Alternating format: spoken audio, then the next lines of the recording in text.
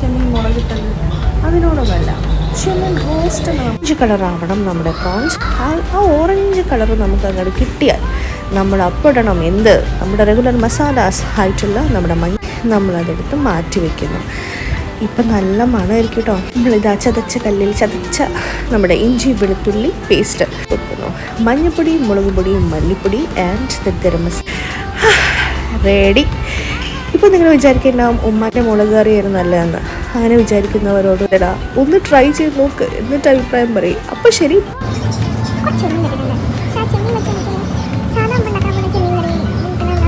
ചെമ്മീൻ മുളകിട്ടത് അതിനോടൊന്നല്ല, ചെമ്മീൻ roast orange കളറാവണം നമ്മുടെ prawns. ആ orange colour നമുക്ക് അങ്ങോട്ട് കിട്ടിയാൽ നമ്മൾ അപ്പിടണം എന്ത്, നമ്മുടെ റെഗുലർ മസാലാസ് ആയിട്ടുള്ള നമ്മുടെ നമ്മളതെടുത്ത്